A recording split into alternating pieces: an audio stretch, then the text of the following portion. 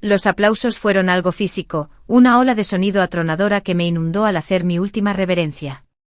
En el escenario las luces cegaban, convirtiendo al público en un mar de negro brillante. Pero podía sentirlos, su energía, su admiración, su cariño. Durante 2 horas fui Giselle, una campesina traicionada por el amor, bailando hasta la muerte. La ironía era una broma privada que me dejaba un sabor amargo en la lengua. Alara Darling. Magnífico. Sergei, el director artístico de la compañía, me envolvió en un abrazo frío con olor a café rancio y colonia cara. La elevación. La emoción. Te adoraban.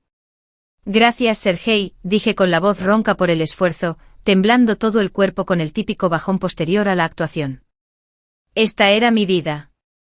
Alara Vance, primera bailarina del New York City Ballet. Durante 10 años mi mundo había sido una órbita perfecta y precisa de ensayos, actuaciones, fisioterapia y Leo. Leo. Mi esposo. Mi compañero. Lo encontré entre bastidores, apoyado en el marco de la puerta de mi camerino, con una sola rosa blanca perfecta en la mano. Leonardo Moretti.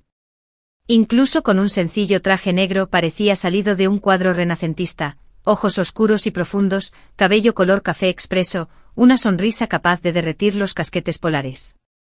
Él fue mi roca, mi mayor defensor, el hombre que me sostuvo la mano durante la rotura de 2 ligamentos y la devastadora pérdida del papel principal en El lago de los cisnes hace 3 temporadas. Fuiste trascendental, mía Estella, murmuró con su suave acento italiano mientras me entregaba la rosa. Él es mi estrella. Me llamaba así desde nuestra primera cita. Me abrazó sin importarle el sudor que empapaba mi leotardo, y me besó la frente. Nunca me he sentido más orgullosa. Me incliné hacia él, aspirando su familiar aroma a sándalo y cítricos. Aquello fue el punto culminante. La reseña en el Times sería entusiasta al día siguiente. Estaba en la cima de mi carrera, casada con el hombre de mis sueños. Era perfecto.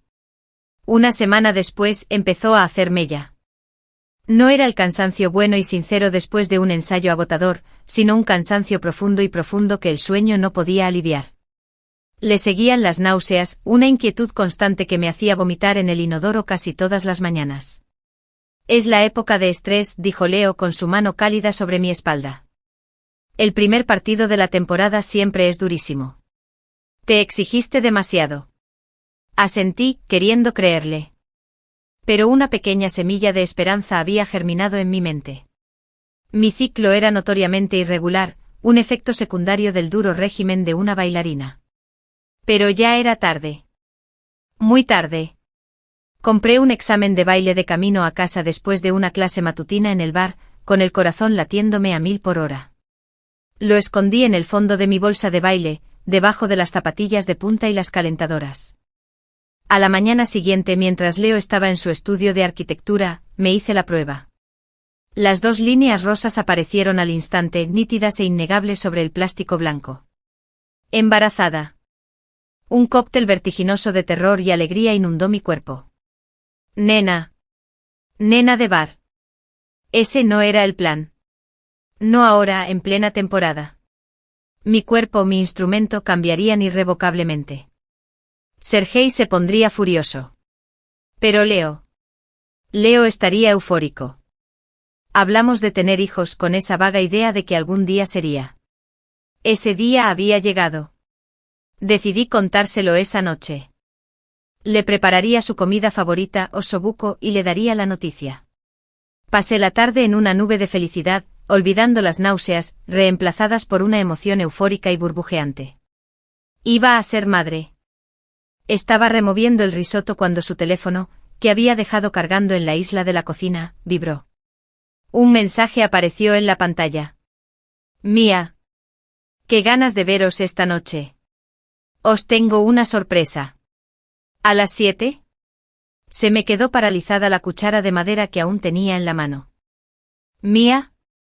Podría ser cualquiera. Un cliente. Su asistente. Aunque. Qué ganas de verte. Para sentirnos tan íntimos. Mi corazón volvió a latir con fuerza, ahora a un ritmo distinto. Un staccato descontrolado y frenético. No seas tonta, Alera. Me reprendí a mí mismo.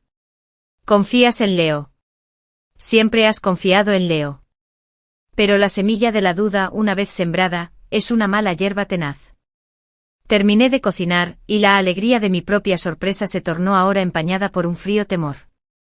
Leo llegó a casa, con una sonrisa amable y un beso cálido. Elogió la comida y me sirvió el vino que no podía beber.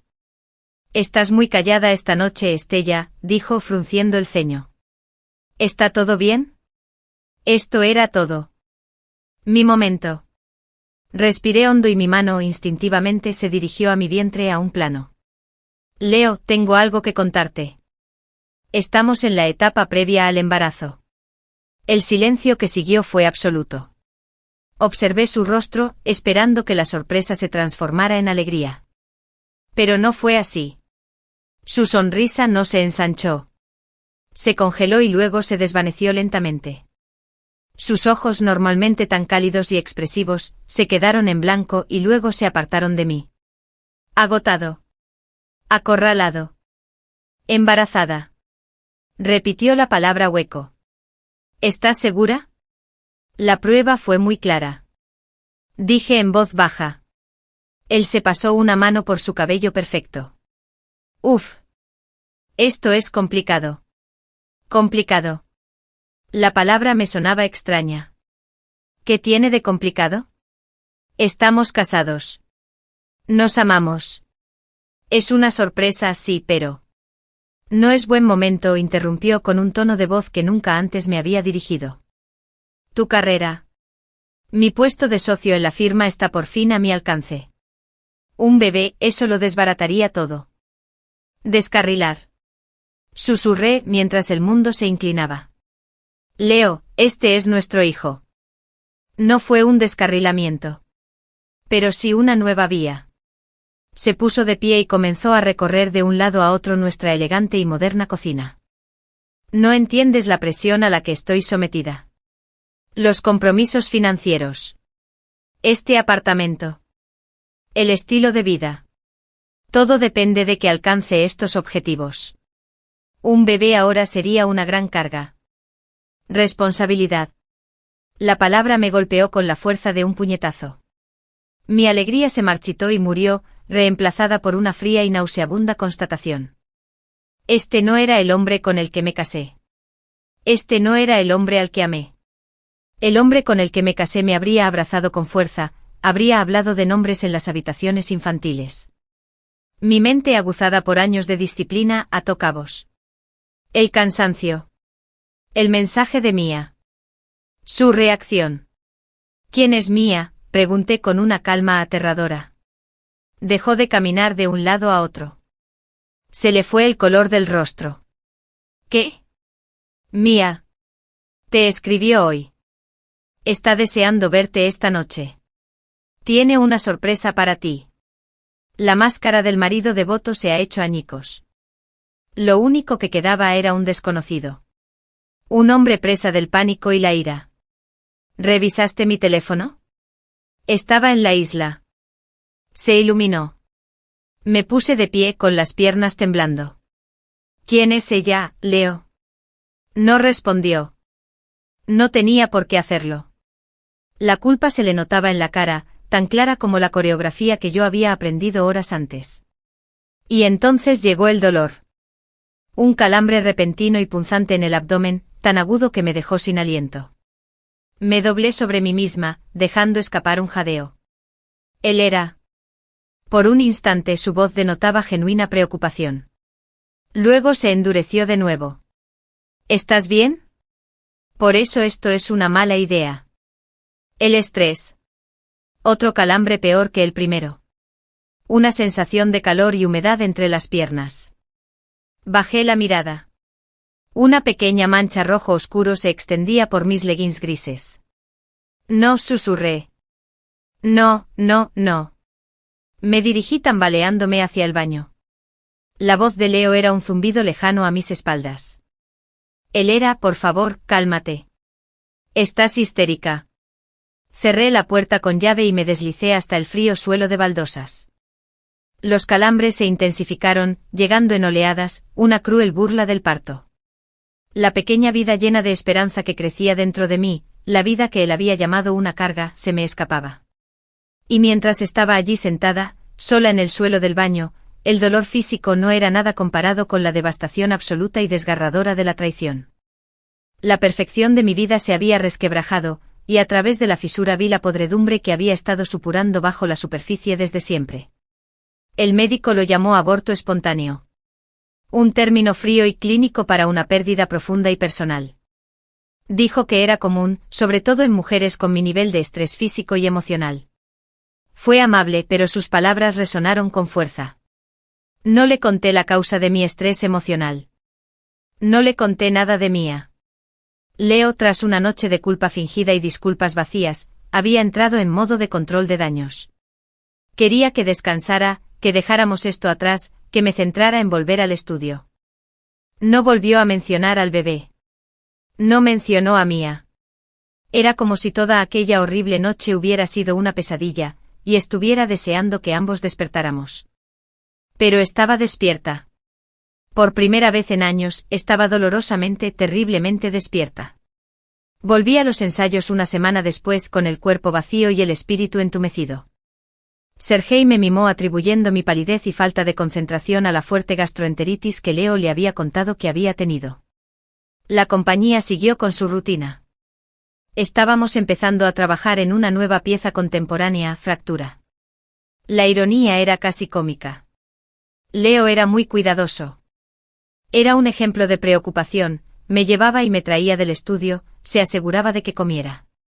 Pero ahora su teléfono estaba protegido con contraseña y atendía las llamadas en su despacho con la puerta cerrada. El hombre que antes era un libro abierto para mí se había convertido en una fortaleza de secretos. Me convertí en un fantasma en mi propia vida. Me movía en los ensayos con precisión técnica, pero el alma de mi baile se había esfumado. Simplemente repetía los movimientos por inercia, una hermosa autómata. Mi único consuelo era la brutalidad física del trabajo. El ardor en mis músculos, el sudor, las ampollas. Eran una grata distracción del dolor más profundo e insistente. Fue durante un descanso, mientras bebía agua en un rincón del vasto estudio lleno de espejos, cuando la vi. Una nueva integrante del cuerpo de baile. Era joven, tal vez 20 años, con una melena pelirroja que caía en cascada y un cuerpo ágil y poderoso. Reía con otra bailarina, con la mano apoyada sobre su vientre abultado. Estaba embarazada. De unos 5 meses, quizá. La visión me golpeó en el estómago. Aparté la mirada, sintiendo como el viejo dolor me invadía como la bilis. ¿Quién es?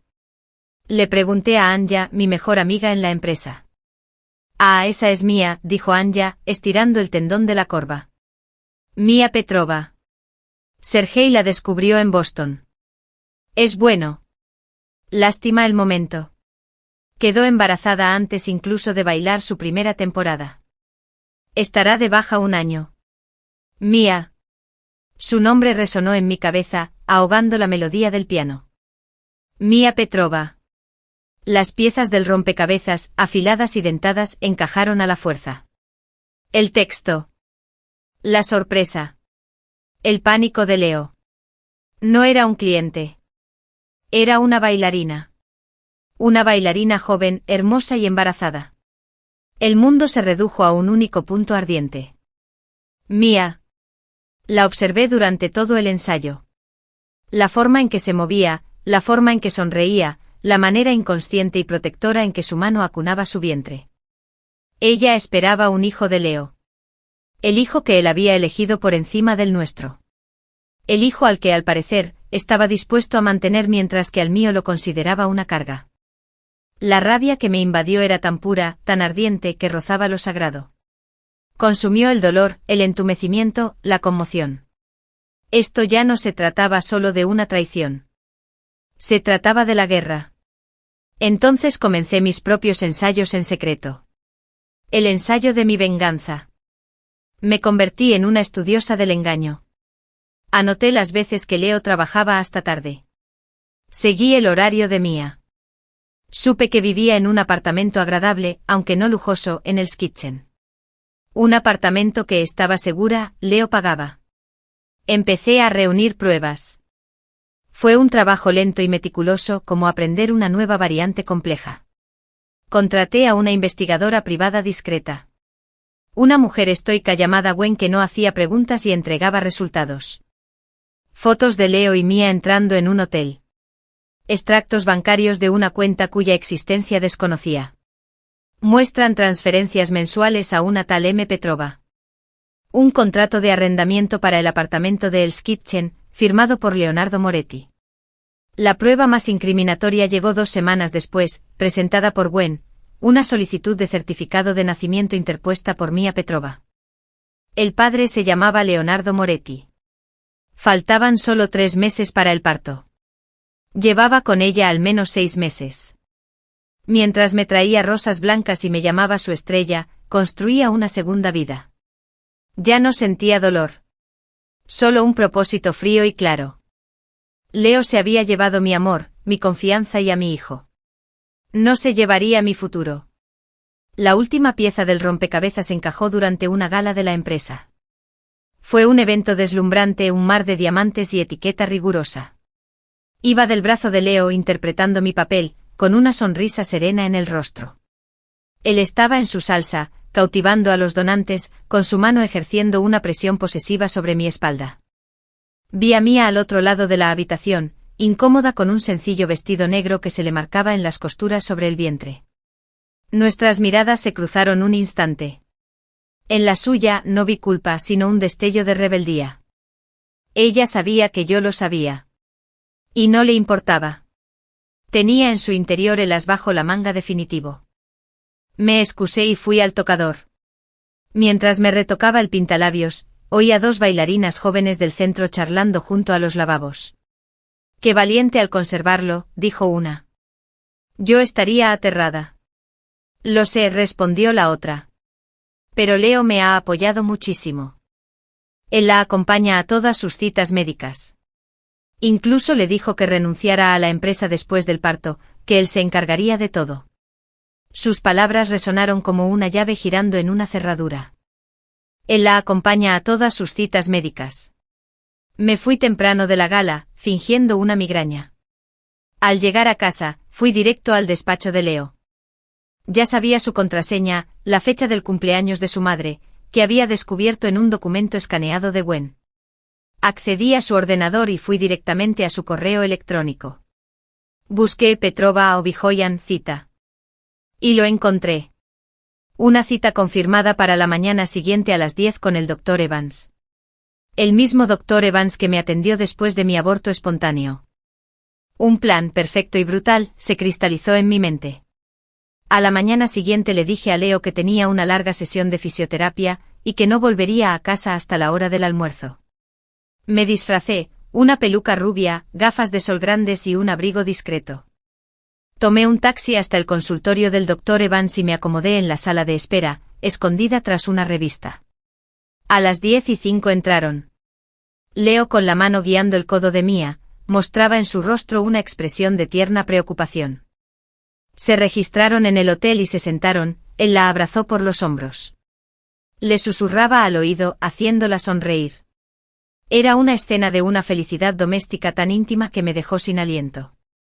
Esperé a que las llamaran. Luego me levanté, fui a la recepción y le di a la mujer un billete de $100 doblado. Mi hermana Mia Petrova acaba de entrar, dije con voz temblorosa, fingiendo preocupación. Nuestra madre está en el hospital, es una emergencia. Necesito hablar con ella solo un segundo. Por favor. La recepcionista, con los ojos muy abiertos, asintió y me dejó pasar. Caminé por el pasillo con el corazón latiéndome a 1000 por hora. Encontré la habitación correcta al oír la voz de Leo. La puerta estaba entreabierta. La empujé para abrirla. Estaban dentro. Mia estaba en la camilla con la camiseta subida, dejando al descubierto su vientre. Leo estaba de pie junto a ella, sujetándole la mano. El Dr. Evans le estaba aplicando gel frío en el estómago. Todos se volvieron para mirarme. La sorpresa en sus rostros era una obra maestra. Él era. Leo jadeó, soltando la mano de Mia como si le quemara. Hola, Leo, dije con voz tranquila, mientras mi mirada recorría la escena. Mía. Doctor Evans. Dejé que mi mirada se posara en el vientre hinchado de Mía. Veo que le está dando prioridad a este caso. No esperé respuesta. Conseguí lo que buscaba. La confirmación en carne propia. Me di la vuelta y salí, dejando un silencio más profundo que cualquier aplauso que jamás hubiera recibido. La función había terminado. El verdadero espectáculo estaba a punto de comenzar. El silencio que reinó en nuestro apartamento aquella noche era una presencia física, densa y pesada, cargada de lo no dicho. Leo no llegó a casa hasta tarde. Yo estaba sentada en la sala a oscuras, con una sola lámpara proyectando largas sombras, cuando oí su llave en la cerradura. Se movió en silencio como quien entra en la escena de un crimen. No encendió la luz. Simplemente se quedó allí de pie, su silueta recortada contra el umbral de la puerta. Él era, comenzó con voz ronca. No, dije. La palabra fue tajante, definitiva. No había ira en ello. La ira requería energía y yo estaba reservando cada gota para lo que vendría. No es lo que piensas, intentó de nuevo con una mentira tan patética que resultaba casi cómica. ¿Verdad que sí? Volví la cabeza para mirarlo. Estás teniendo una aventura con una bailarina de 20 años. Está embarazada de ti. Estabas en su cita médica tomándola de la mano, mientras llamabas a la niña que perdimos una carga. ¿Qué es exactamente lo que estoy malinterpretando, Leo? Se estremeció. En la penumbra, vi el brillo del sudor en su frente. Tenía miedo. Bien. Fue un error, susurró. Una borracha estúpida. No significó nada.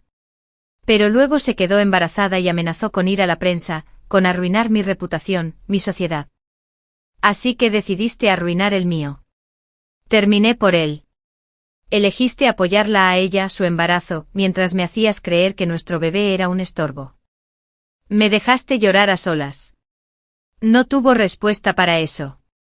Se dejó caer en el sillón frente a mí, con la cabeza entre las manos. ¿Qué quieres, Hilara? Dinero. ¿Una indemnización mayor? Dime cuánto quieres. Él creía que todo se trataba de dinero. Siempre lo reducía todo a transacciones. Quiero que me escuches, dije con voz baja y firme. Mañana me mudo. Estoy solicitando el divorcio. Mi abogada Sarah Jenkins se pondrá en contacto con usted. Si lo impugna, si intenta ocultar bienes, si siquiera expresa la más mínima discrepancia, filtraré a la prensa un expediente que contiene todos los mensajes de texto, todas las fotos y todos los extractos bancarios. Detallaré cómo el estimado Leonardo Moretti adoctrinó a una joven bailarina, abandonó a su esposa durante un aborto espontáneo y mantuvo económicamente a su amante mientras maltrataba emocionalmente a su cónyuge. Su participación en la firma desaparecerá. Su reputación quedará por los suelos. Serás una paria. Me miró fijamente con los ojos desorbitados por el horror. Nunca había visto esta faceta mía. La estratega. La superviviente. La prima que supo dominar el escenario y ahora, la narrativa. No me lo puedo creer, susurró. Nunca he hablado más en serio. Me puse de pie. Podrás tener tu nueva vida con Mía. Pero lo pagarás caro. Salí de la habitación y entré en el dormitorio cerrando la puerta con llave. Ya tenía una maleta preparada. El resto lo organizaría Gwen para que lo guardaran en un trastero. A la mañana siguiente me fui antes de que despertara. Dejé mis anillos de boda y de compromiso en la isla de la cocina. Un último y silencioso broche final para nuestra historia. Alquilé un pequeño apartamento amueblado bajo un seudónimo. Mi primera llamada fue a Sarah Jenkins, la abogada de divorcios más implacable de la ciudad. Mi segunda llamada fue a Serga. Le dije que me tomaba una excedencia indefinida por motivos personales. Se sintió decepcionado, pero el escándalo que estaba a punto de estallar habría sido peor para la empresa. Me dio el visto bueno. La maquinaria legal se puso en marcha. Sarah era un prodigio de fría eficiencia. Atacó a Leo con todo a la vez.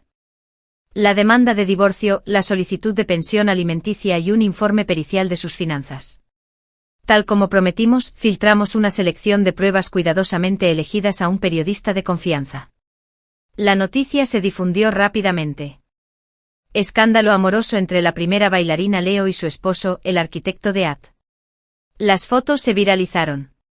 Leo y Mia entrando al hotel. Mia, embarazada. Mi propia declaración publicada a través de Sara, hablaba de una profunda traición y pérdida, y de mi deseo de privacidad para sanar.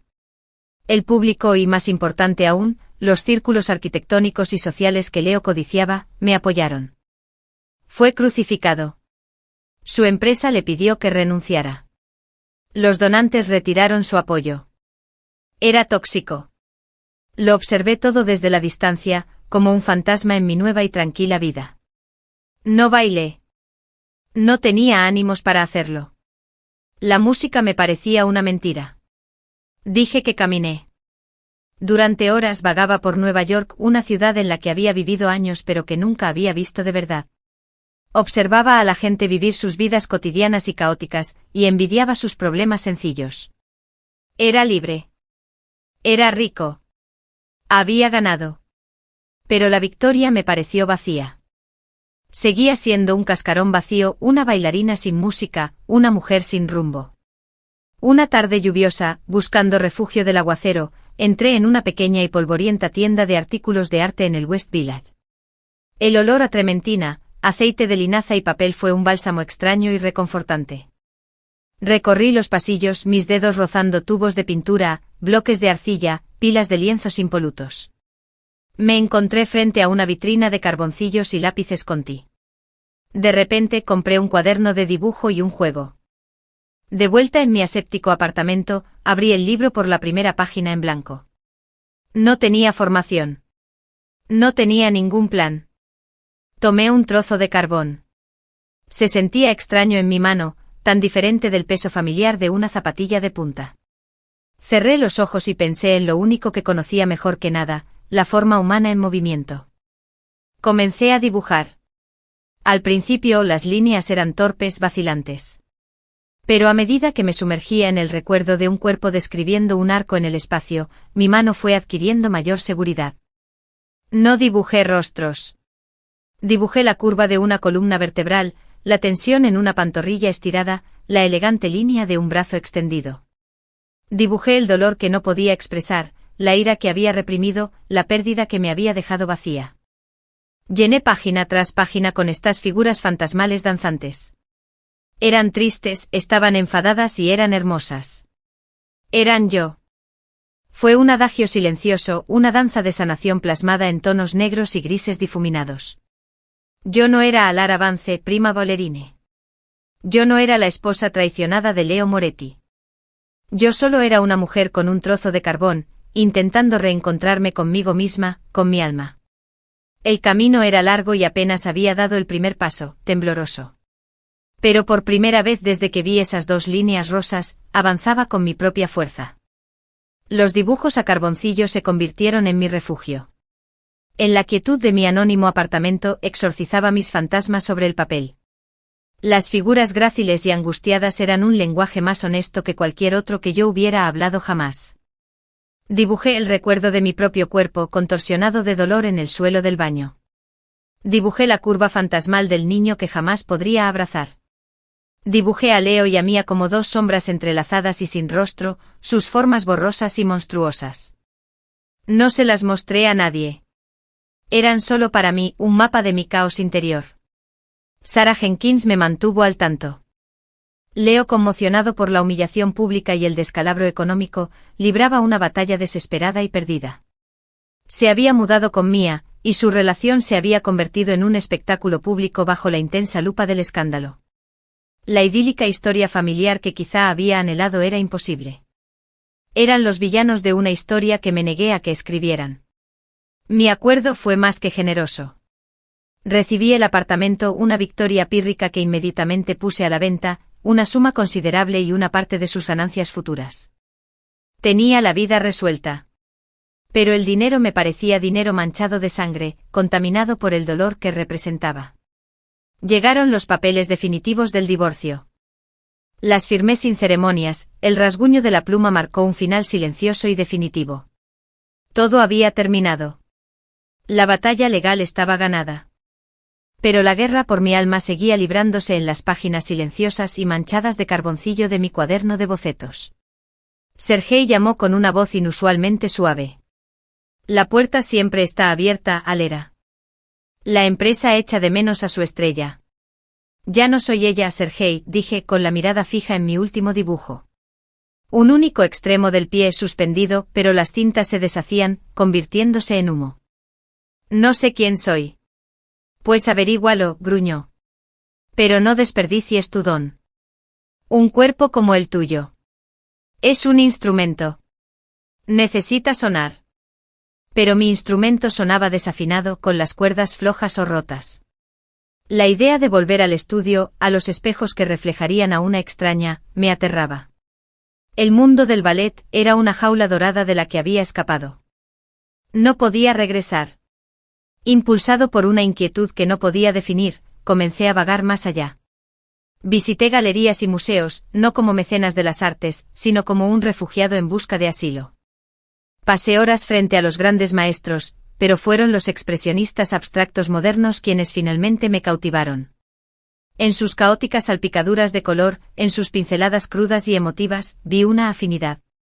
No estaban representando un mundo perfecto. Estaban representando un sentimiento. Una fractura. Un grito. Por un impulso me inscribí en una clase de pintura para principiantes en un centro de arte comunitario de Brooklyn. Era la mayor por 10 años, rodeada de estudiantes universitarios aplicados y jubilados aburridos. A la instructora, una mujer llamada Brenda, con un mono de trabajo manchado de pintura y ojos amables, no le importaba quién era yo. Me acaba de dar un pincel.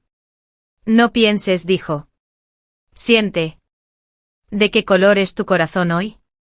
Hoy el mío era un gris tormentoso y turbulento, atravesado por destellos de un rojo furioso. Mezclé los colores en mi paleta, el acto físico de mezclar pigmento con aceite de linaza me produjo una satisfacción primigenia. Me acerqué al lienzo en blanco con el corazón palpitando por un tipo diferente de miedo escénico. No pinté una figura. No pinté una escena. Me lancé a atacar el lienzo. Lo corté, lo apliqué con toques y lo manché. Usé mis manos, mis dedos, el extremo incorrecto del pincel. El gris se mezclaba con el rojo creando un púrpura amoratado y violento. Era feo. Era caótico. Fue lo más honesto que había hecho en años. Al dar un paso atrás con las manos y el delantal manchados de pintura, me quedé sin aliento. Había transformado el grito silencioso que sentía en algo tangible. No era bonito, pero era real. Brenda se acercó y se puso a mi lado, observando aquel lienzo desordenado y lleno de emociones. Eso sí que es un comienzo, dijo en voz baja. Así fue. La pintura se convirtió en mi nueva danza. El estudio, con su olor a trementina y a posibilidades, se convirtió en mi nuevo escenario. Abandoné el carboncillo y compré tubos de todos los colores. Aprendí sobre composición y textura, pero siempre volvía a la emoción. Pintaba mi dolor, mi rabia, mi traición. Pinté la fría y estéril belleza de mi antigua vida. Pinté la cálida y desordenada esperanza que buscaba desesperadamente. Abrí una nueva cuenta de Instagram, separada de mi antigua cuenta abandonada, llena de fotos de actuaciones preparadas. La llamé El lienzo silencioso. Publiqué fotos de mis pinturas, primeros planos de las texturas de las capas de color. Escribí breves fragmentos poéticos sobre las emociones que las inspiraban. No mostré mi rostro. Fue otro renacimiento anónimo, pero este se sintió más auténtico. Un día, mientras revisaba mi feed, vi una publicación de una galería que seguía. Anunciaban la incorporación a su catálogo de artistas emergentes. Se llamaba Ben Carter. Su obra contrastaba enormemente con la mía. Paisajes amplios y serenos, no de naturaleza virgen, sino de lugares donde la naturaleza reclamaba las estructuras humanas. Un coche oxidado engullido por la hiedra, un muelle en ruinas con árboles que crecían entre sus tablas. Su técnica era fotorrealista, pero el tema profundamente poético.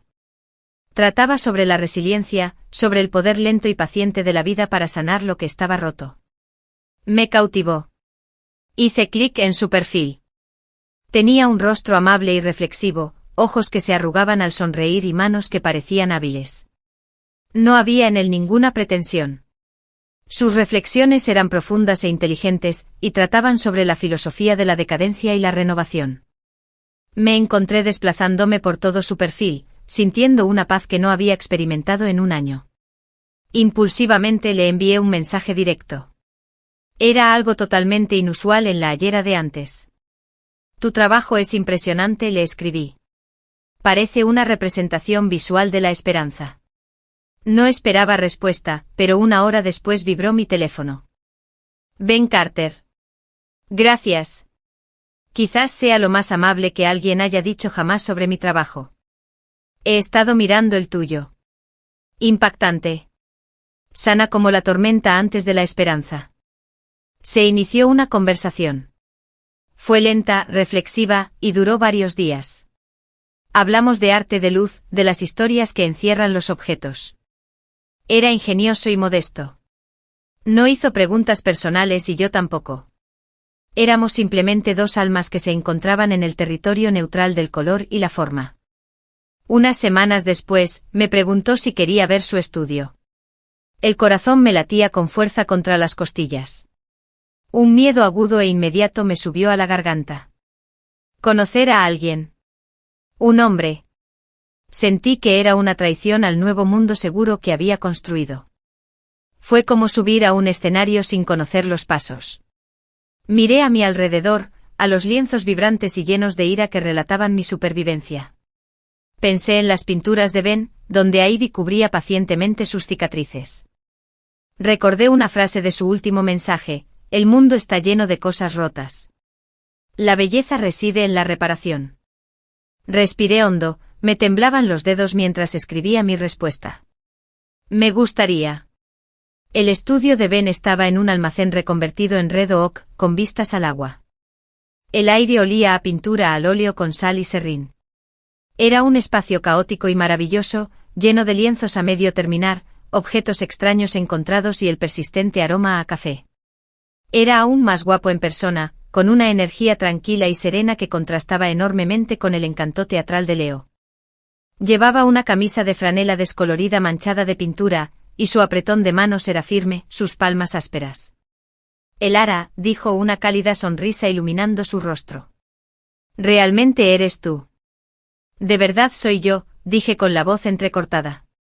Me hizo un recorrido, no con el ego de un artista, sino con el orgullo de un artesano. Me enseñó su proyecto actual. Un enorme lienzo que representaba un invernadero abandonado, con los cristales casi rotos, pero una profusión de flores silvestres brotando del suelo de hormigón agrietado. Trata sobre la persistencia de la vida, dijo con la mirada suave mientras observaba el cuadro. Los planes que hacemos, las estructuras que construimos, se derrumban. Pero la vida se abre camino. Siempre lo hace. Sus palabras resonaron profundamente en mí, tocando la herida aún abierta de mi aborto espontáneo. La vida había encontrado un camino para él y mía. Pero mi vida había encontrado otro camino, un camino de creación a través del arte, no de la biología. Es hermoso, susurré sintiéndolo con más intensidad de la que él podía imaginar. Hablamos durante horas sentados en viejas cajas, bebiendo un café horrible de una cafetera de esmalte desconchada. La conversación fluyó con naturalidad, pasando del arte a los libros y a nuestros rincones favoritos de la ciudad. Habló abiertamente de su pasado, un divorcio 5 años antes, un periodo de vagar antes de encontrar su propósito en la pintura. Ella quería una vida diferente, dijo sencillamente. Más estabilidad. Menos serrín. Fue una ruptura limpia, dolorosa pero limpia. No había amargura en su voz, solo una serena aceptación que me resultó increíblemente atractiva. Había afrontado su propia ruina y había optado por construir algo nuevo a partir de los escombros. No me presionó para que le contara mi historia. Pero al desvanecerse la luz de la tarde, tiñendo el estudio de tonos dorados y naranjas, sentí una repentina e irresistible necesidad de contárselo. No la sórdida versión de la prensa amarilla, sino la humana. La historia de la mujer tras las pinturas llenas de ira. Mi marido, empecé sintiendo la palabra extraña en mi lengua, tuvo una aventura con una joven bailarina. Ella se quedó embarazada. Perdimos a nuestro bebé. Ese mismo día me enteré. Las palabras quedaron suspendidas en el aire entre nosotros, crudas y sencillas. Observé su rostro esperando la lástima, la incomodidad. Pero Ben se limitó a escuchar con la mirada fija en la mía, llena de una compasión profunda e inquebrantable. No se inmutó. No ofreció condolencias vacías. Dejó que la verdad se asentara en el espacio entre nosotros. Lo siento mucho, Alara, dijo finalmente con voz baja y sincera. Por todo. Es un dolor muy grande para cargar. Lágrimas que creía haber derramado hacía mucho tiempo llenaron mis ojos. Él lo vio. No como drama, no como debilidad, sino como una simple respuesta humana a un dolor profundo. Tus pinturas, dijo con dulzura. Son tu manera de llevarlo contigo, ¿verdad? De darle forma para que no tenga que vivir solo dentro de ti. Fue lo más perspicaz que jamás me habían dicho. Él veía mi arte no como un producto, sino como un proceso. Un salvavidas. Sí, susurré la palabra liberación. Él extendió la mano y con delicadeza, cubrió la mía con la suya. Su tacto era cálido, firme. No se sentía como una afirmación ni una exigencia. Se sentía como un ancla. Gracias, dijo. Por confiarme eso. Ese fue el comienzo. Nuestra relación se desarrolló como uno de sus cuadros. Poco a poco, con paciencia, capa por capa. Empezamos a pasar más tiempo juntos. Visitábamos galerías, dábamos largos paseos, cocinábamos en la desordenada cocina de su estudio. Todo era tan normal. Tan maravillosamente, tan benditamente ordinario. Pero entonces aprendí a reír de nuevo. Una risa genuina y espontánea que me brotó del estómago. Aprendí que la confianza no es un gran salto, sino una serie de pequeñas decisiones conscientes. Dejar que me tomara de la mano. Contarle un recuerdo difícil. Compartir una tontería. Cada una fue una pincelada de color en el lienzo en blanco de mi vida. Nunca me comparó con nadie. Nunca me hizo sentir derrotada. Vio la fortaleza que me había costado sobrevivir y la admiró. Él me admiraba. Pasaron los meses. Los bordes afilados de mi dolor se suavizaron, difuminados por la presencia gentil y constante de este buen hombre.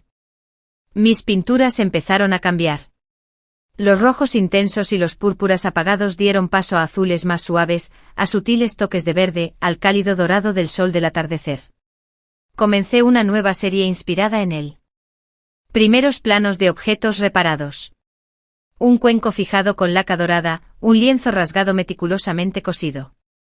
El arte del kintsugi. La belleza reside en la reconciliación. Una tarde estábamos en la azotea de su almacén, viendo cómo se encendían las luces de la ciudad. Yo estaba envuelta en sus brazos, con la espalda contra su pecho y su barbilla apoyada en mi cabeza. Tengo una exposición próximamente, dijo en voz baja, en una pequeña galería de Chelsea. Me preguntaba si me permitirías incluir una de tus obras. La del lienzo cosido. Se me cortó la respiración. ¿Exponer mi trabajo públicamente con mi nombre? Me sentía más expuesta que en cualquier actuación sobre el escenario. No sé. Tu trabajo está listo, Alara, dijo con voz firme pero amable. Y tú también. Ha llegado el momento. El mundo necesita ver algo más que la tormenta. Necesita ver también la sanación. Me giré en sus brazos para mirarlo. En sus ojos vi no solo amor, sino una profunda fe en mí. Vio a la artista en la que me estaba convirtiendo y quiso apoyarla. Pensé en mi trayectoria. Del mundo perfectamente controlado del ballet, pasando por la devastadora grieta de la traición, hasta la catarsis caótica de la pintura, y ahora a este momento de amor silencioso y elegido. Ya no era Alara Vance la esposa traicionada. Ya no era solo un fantasma ni un lienzo silencioso. Estaba recuperando la integridad. Miré a Ben, al hombre que me había enseñado la belleza en las cosas rotas, y sonreí. Oye, dije, hagámoslo. La galería era un espacio cálido e íntimo, con paredes de ladrillo visto y una iluminación tenue. En el aire se percibía el murmullo educado de los aficionados al arte, coleccionistas, críticos, otros artistas. Me quedé de pie en un rincón, con el corazón latiéndome con fuerza, como si me golpeara las costillas. Llevaba un sencillo y elegante vestido negro, un mundo aparte de mi mono manchado de pintura. Me sentía como un disfraz, pero un disfraz que yo misma había elegido. En la pared, rodeada por los serenos paisajes de renovación de Ben, estaba mi pintura, Kintsugi no. Era un gran lienzo que había rasgado meticulosamente y luego reparado con hilo negro grueso, cada puntada visible y deliberada. A través de los desgarros, había pintado un cielo del dorado más brillante y esperanzador del amanecer. Era mi historia. La fragilidad, la reparación, la luz que se filtra por las grietas. Una pequeña y discreta placa junto a ella decía, el ar avance. Técnica mixta sobre lienzo. Mi nombre. De nuevo en el mundo. No como titular, sino como artista. Ben estaba al otro lado de la sala hablando con un crítico, pero me miró y me dedicó un pequeño gesto tranquilizador con la cabeza. Su convicción me infundía seguridad. La primera hora fue un torbellino de apretones de manos y cumplidos susurrados.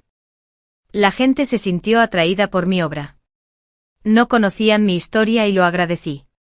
Respondían a la obra en sí. Su textura, su metáfora, su poder silencioso. Y entonces los vi.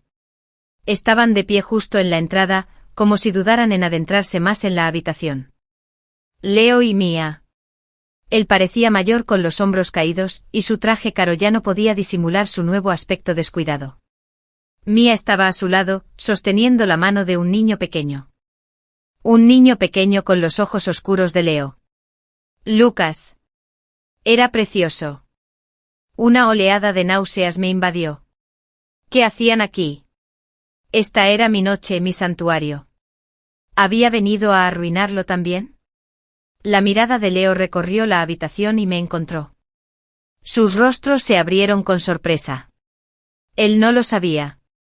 No había relacionado a Elar Avance, la pintora, con su exesposa. Miró de mí al cuadro de la pared y luego a Ben, que ahora se acercaba con expresión protectora. Mia también me vio. Su rostro, antes desafiante, ahora solo reflejaba cansancio. Miró al niño, luego a mí, y en sus ojos vi un destello de algo que podría haber sido vergüenza, o tal vez solo una comprensión cansada del desastre que todos habían provocado. Leo dio un paso hacia mí y se detuvo. La multitud pareció apartarse, creando un pasillo silencioso entre nosotros. El murmullo de la conversación se apagó.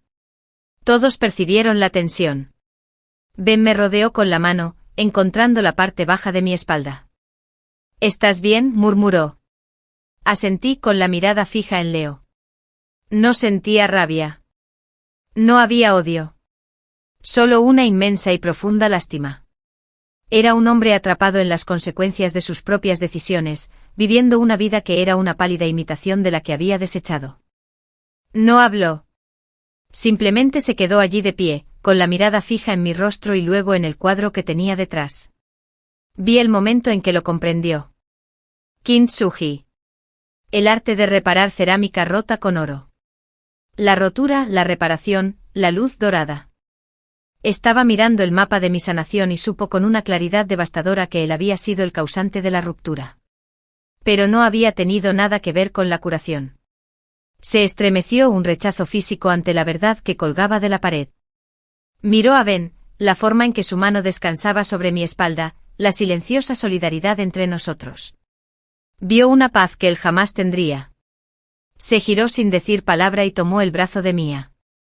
Él los condujo fuera de la galería, de vuelta a la noche. Eran fantasmas y allí no tenían poder. La tensión se disipó. Las conversaciones se reanudaron. Ben me apretó la mano. Estuviste magnífica, susurró. En ese momento sentí que se rompía la última cadena. Su presencia no había sido una violación. Había sido una confirmación. Había afrontado mi pasado desde la fortaleza y la paz, y lo había visto retroceder. Más tarde esa noche, después de que el último invitado se marchara, la dueña de la galería, una mujer de mirada penetrante llamada Anya, se acercó a nosotras radiante. Elara, dijo, he recibido 3 ofertas serias por el Kintsugi número 1. 1 y 2 consultas sobre una exposición individual. Una exposición individual.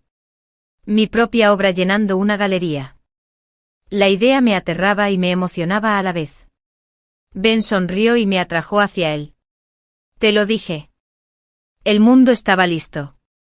Mientras salíamos a la fresca noche de la mano, comprendí que la inauguración no había sido un final, sino un nuevo comienzo.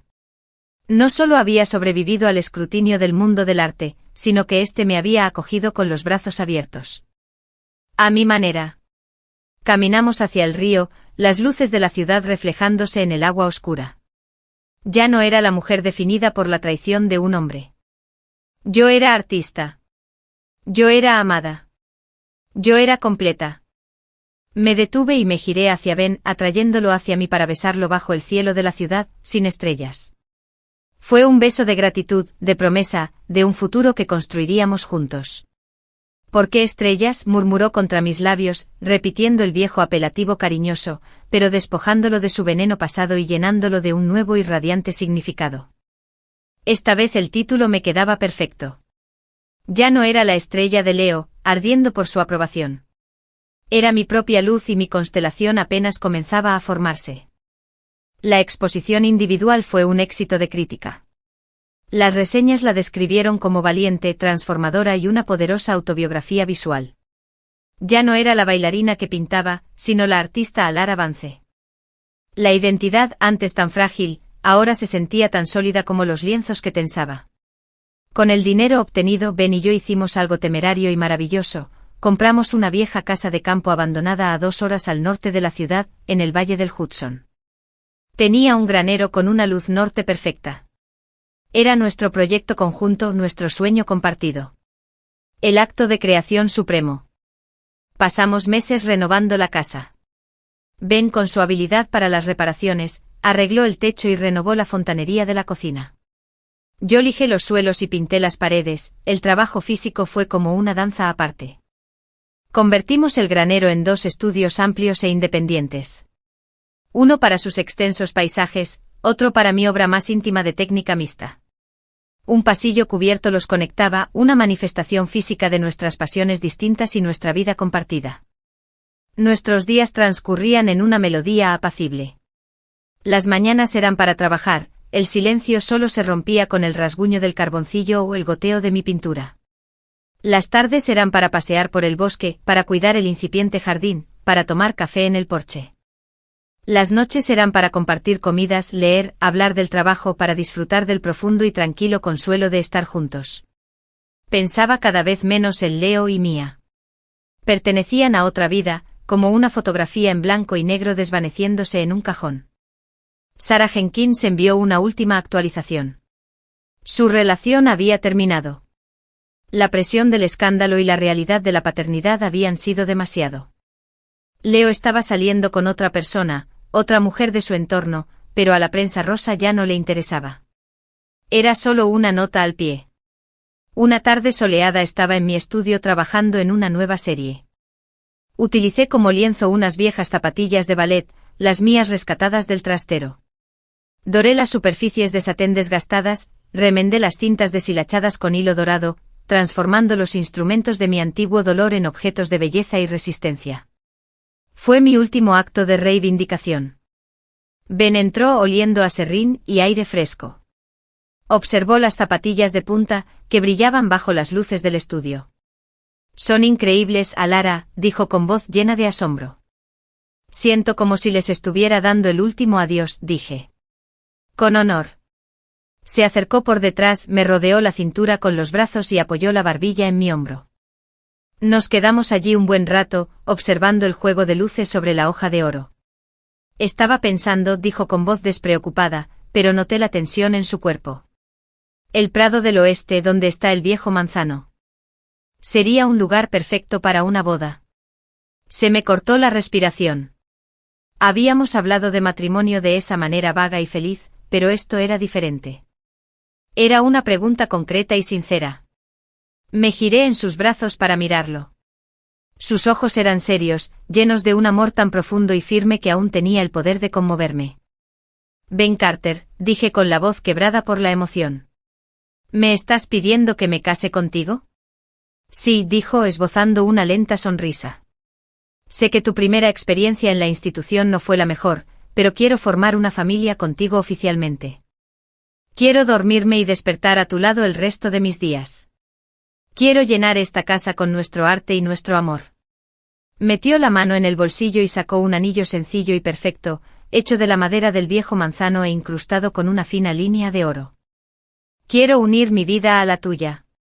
Lágrimas de pura y sencilla alegría corrían por mis mejillas. Esto no se parecía en nada a la grandiosa y ostentosa propuesta de Leo, repleta de diamantes. Éramos nosotros. Auténticos, de oro puro. Sí, dije riendo entre lágrimas. 1000 veces sí. Nuestra boda fue pequeña, celebrada bajo las ramas retorcidas de aquel mismo manzano. Mis padres estaban allí, radiantes de felicidad. Serga llegó secándose las lágrimas sin pudor durante los votos. Unos pocos amigos íntimos de la ciudad. Yo no vestí de blanco. Llevaba un sencillo vestido azul marino, del color del cielo al atardecer, y en el pelo una sola cinta dorada de zapatilla de punta. Escribimos nuestros propios votos. Ben prometió ser siempre mi apoyo y mi mayor admirador. Le prometí amarlo siempre con un corazón intacto, porque él me había ayudado a reconstruirlo. Mientras nos dábamos el sí, el sol poniente bañó la pradera con una luz dorada, y fue como una bendición. Fue como la última y perfecta capa de pintura en la obra maestra que estábamos creando juntos. Más tarde, mientras bailábamos bajo un cielo estrellado con mi cabeza apoyada en su hombro, supe que había encontrado un amor que no exigía perfección. Celebraba la reconciliación. Era un amor construido no en un escenario, sino en la silenciosa, imperfecta y hermosa realidad de una vida compartida. Y fue más de lo que jamás me había atrevido a soñar. Los años tienen la costumbre de suavizar los recuerdos, de convertir el dolor agudo en una molestia sorda y luego en mera historia. La casa de campo ya no es un proyecto, sino un hogar lleno de las huellas de una vida plena. Las paredes son una galería rotativa de nuestra obra. Los vastos y apacibles paisajes de espacios recuperados de Ben se encuentran junto a mis piezas más intrincadas, restauradas con maestría. Mis exposiciones individuales se han convertido en una cita habitual en Nueva York y otros lugares. La narrativa en torno a mi obra ha evolucionado desde la venganza de la bailarina hasta una exploración respetuosa del trauma, la resiliencia y la forma femenina. Ocasionalmente imparto clases en un centro de arte local, trabajando con mujeres que tienen sus propias historias de ruptura y sanación. Siento que se cierra un círculo. Ben es tan constante como un viejo manzano. Nuestro amor se ha convertido en una relación que es el pilar de mi existencia. Seguimos trabajando en estudios separados, pero nos reunimos a almorzar todos los días en el porche. Nuestras manos manchadas de distintos colores, nuestras mentes bulliendo de diversas creaciones, pero nuestros corazones en perfecta sintonía. Me enteré por ahí, a lo lejos, de que Leo había tenido otra hija con su nueva esposa. La noticia no me dolió, solo me infundió una leve esperanza de que se hubiera convertido en un mejor hombre, un mejor padre. Supe que Mia había regresado a Boston con Lucas y había abierto una pequeña escuela de danza. Esperaba que hubiera encontrado su propia paz. Al fin y al cabo, todos éramos personas que hacíamos lo mejor que podíamos con lo que nos había tocado. Una fresca mañana de otoño, me encontraba en mi estudio. No estaba trabajando en una pintura ni en una escultura. Estaba sentada en una mecedora junto a la ventana, con la luz del sol entrando a raudales, sosteniendo a mi hija recién nacida, Silvia. Su manita se aferraba a mi dedo, su aliento un susurro suave y rítmico contra mi cuello. Ben me había tallado la mecedora cuando estaba embarazada. Estaba hecha de una rama del manzano bajo el cual nos casamos. Era su obra maestra, dijo, más que cualquier pintura. Miré el rostro perfecto de Sofía mientras dormía. Tenía los ojos amables de Ben y algunos mechones de mi cabello oscuro. El amor que sentía por ella era como un maremoto, aterrador y magnífico en su poder. Era un amor distinto a cualquier otro que hubiera conocido, primigenio, incondicional, inmenso. Había temido tanto que la pérdida de mi primer embarazo hubiera cerrado esa puerta para siempre, que mi cuerpo, que había sido a la vez mi mayor tesoro y el escenario de mi más profunda traición, fuera incapaz de semejante milagro. Pero Ben y yo habíamos decidido intentarlo, y tras un camino lleno de ansiedad y esperanza, llegó Sofía, rosada, llorando y perfecta. Fue la máxima expresión de sanación. No era un reemplazo para la hija que había perdido. Ese dolor siempre tendría un pequeño y sagrado espacio en mi corazón. Él era una nueva creación, un lienzo en blanco, una promesa de futuro. Ben apareció en la puerta, su rostro se suavizó al vernos. Se acercó y se arrodilló junto a la silla, acariciando suavemente la cabeza de Sofía con su mano grande, manchada de pintura. «Mis dos niñas favoritas», susurró con la voz quebrada por la emoción. Apoyé la cabeza en la suya, aspirando su aroma familiar y reconfortante. Miré por la ventana hacia nuestra tierra, hacia los árboles que comenzaban a estallar en colores vibrantes, hacia el estudio donde construimos nuestros sueños. Mi vida no era la que había planeado. No era la historia perfecta e impoluta de la primera bailarina. Fue caótico. Fue más rico. Estuvo marcado por grietas y reparaciones, por pérdidas y ganancias profundas. Aprendí que una obra maestra no es algo impecable e inmaculado. Una verdadera obra maestra tiene historia. Tiene profundidad. Se rompió y se volvió a unir con tanto cariño y amor que sus costuras reparadas se convierten en su rasgo más hermoso. Besé la cabecita suave de Sofía, luego me giré y besé a mi esposo. Esto pensé sosteniendo a mi hija bajo la luz dorada de una mañana de otoño. Esta es mi obra maestra. Esta vida desordenada, hermosa y dorada. Y apenas comenzaba. El fin.